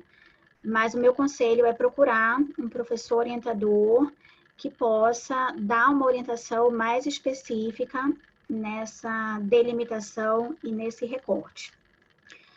A minha visão é sempre de que os problemas estão interligados, né? A minha visão, pelo menos a minha atuação como pesquisadora, é uma atuação interdisciplinar.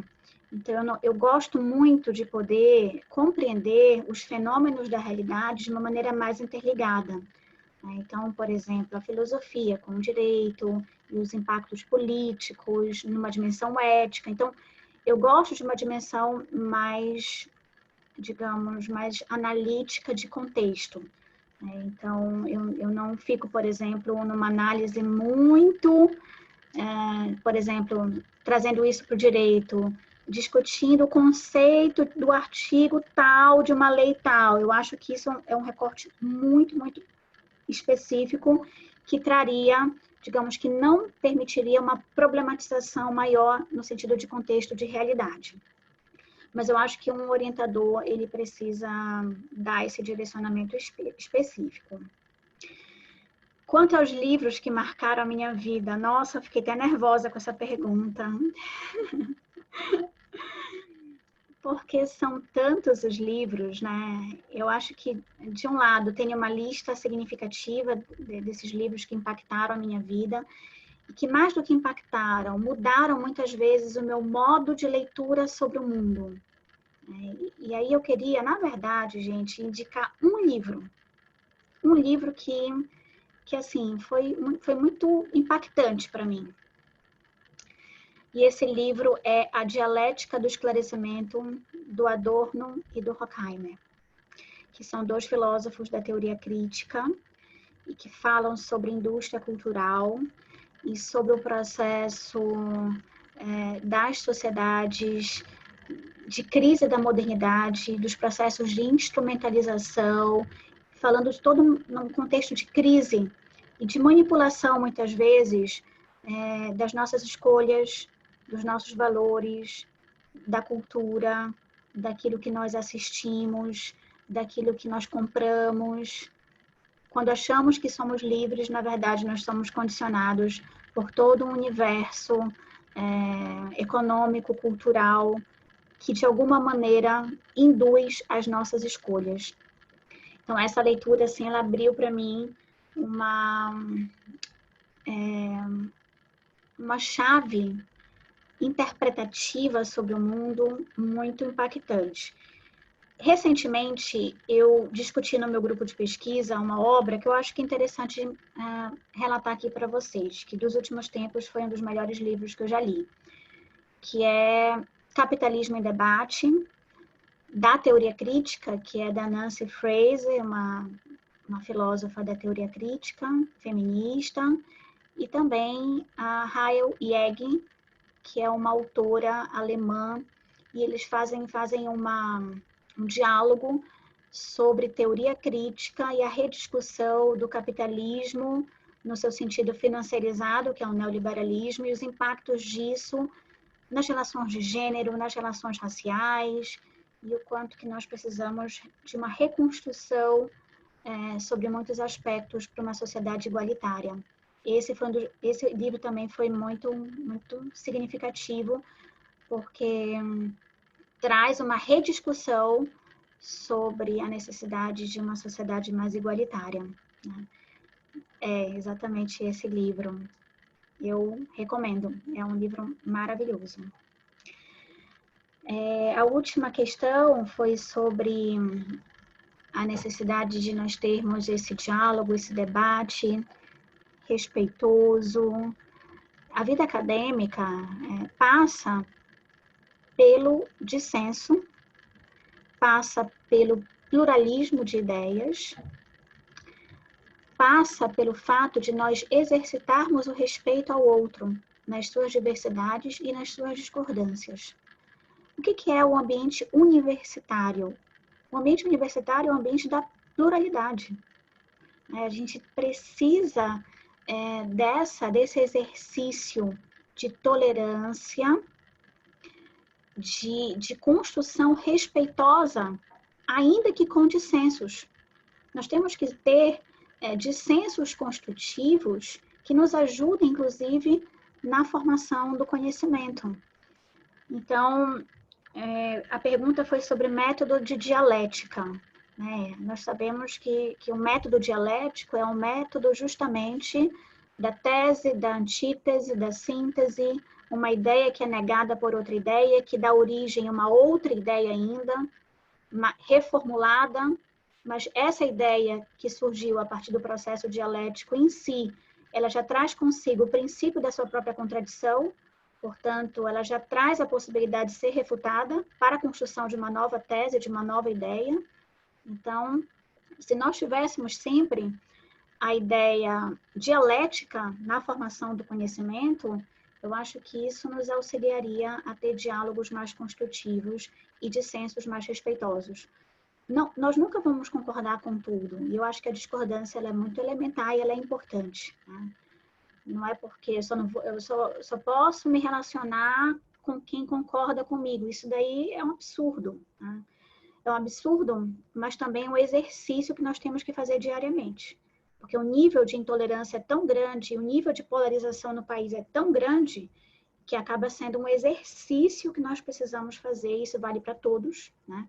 Dos dois lados, do quanto que nós precisamos exercitar esse método dialético. Né?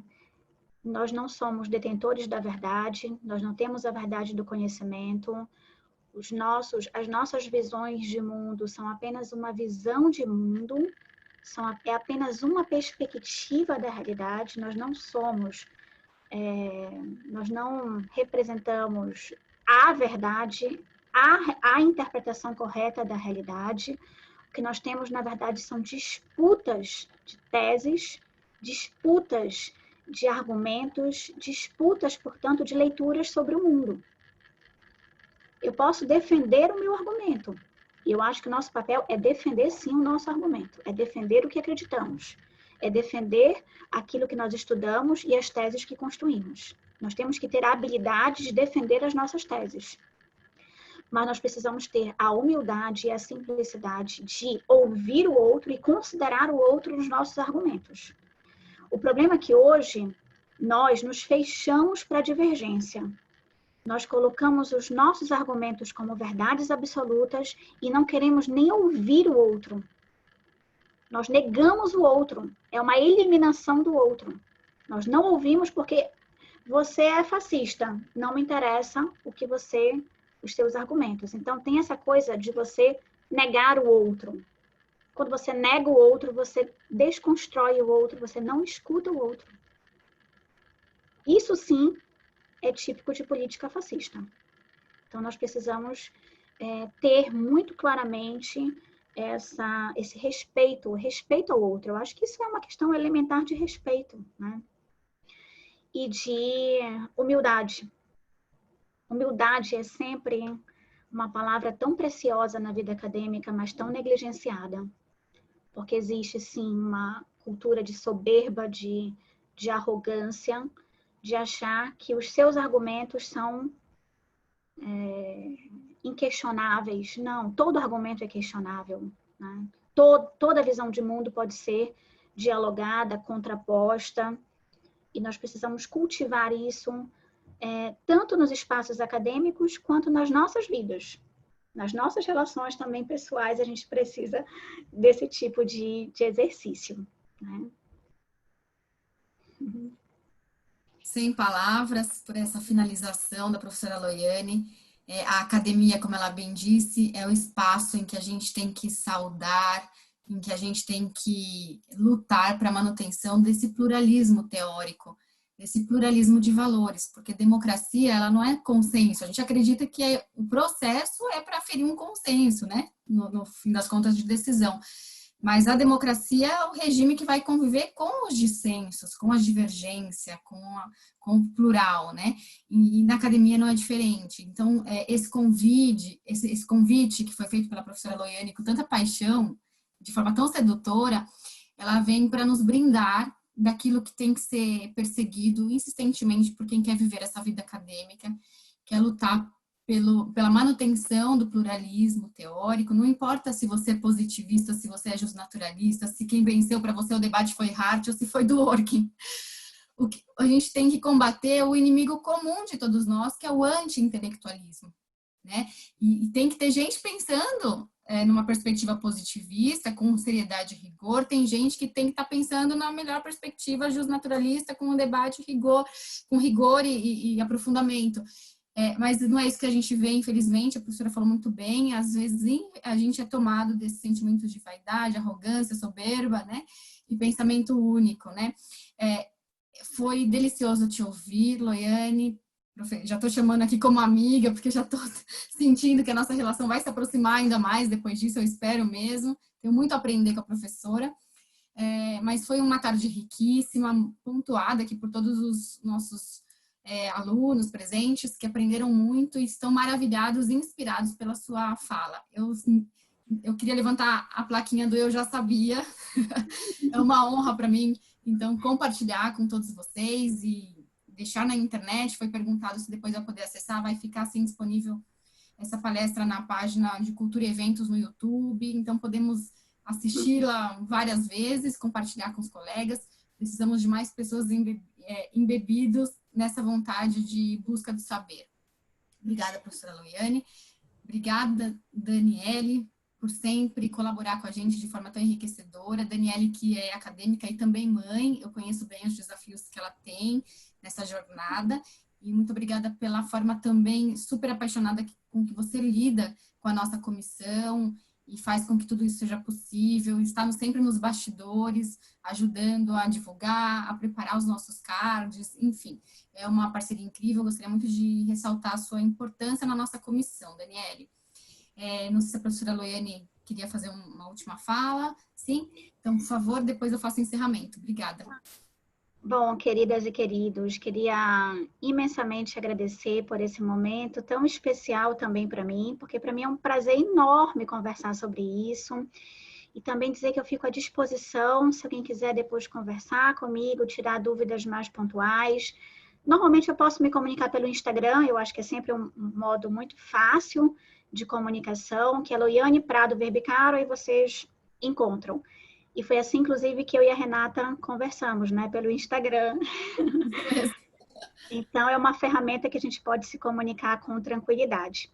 E apenas para finalizar, eu acho que a grande questão, nosso desafio, é justamente tentar combater a política do pensamento único, né? Viva a diversidade, viva a pluralidade em todos os aspectos acadêmicos e todas as outras abrangências que o termo pluralidade de formas de vida, de valores, eu acho que isso é típico da vivência democrática, né? E esse valor precisa ser acolhido nas nossas universidades e no ambiente acadêmico. Eu acho que isso é sempre uma pauta muito importante dos nossos diálogos e algo que nós temos que nos propor a isso, né? Eu acho que isso é também uma tomada de posição. Qual é a tomada de posição? Lutar por um ambiente respeitoso, empático, acolhedor e plural, né? Diversificado. Eu acho que essa é a grande questão. Então, agradeço muitíssimo pela ótima conversa de hoje. Muito obrigada, professora, nós que agradecemos. Só a título de encerramento, gostaria de lembrá-los que todos os nossos eventos da Comissão do Acadêmico de Direito, eles ficam acondicionados numa playlist dentro do canal Cultura e Eventos da OAB São Paulo no YouTube. Estão aqui me perguntando, então só para reiterar, vocês terão acesso a mais de 50 palestras que nós já fizemos aí durante esse primeiro semestre, então, por favor, só aguardem essa subir, que realmente às vezes demora um pouquinho. Tem também uma pesquisa de satisfação, de dicas, ideias que porventura vocês tenham de temas de palestra. Já foi também disponibilizado o link aqui no chat, se vocês puderem direcionar aí 2 minutinhos para nos ajudarem a aperfeiçoar a nossa comissão, as nossas palestras, enfim, seria muito interessante se vocês pudessem fazê-lo. Mais uma vez agradecer a Davi e Matheus pela ajuda também aqui na organização do evento, mais uma vez a todos os participantes, alunos e alunas que participaram, que mandaram perguntas, continuem acompanhando os nossos eventos, nos sigam nas redes sociais, lembrando que no Instagram é @academico.absp e no Facebook, Comissão do Acadêmico de Direito. Muito obrigada a todos, tenham uma excelente semana e até a próxima. Obrigada.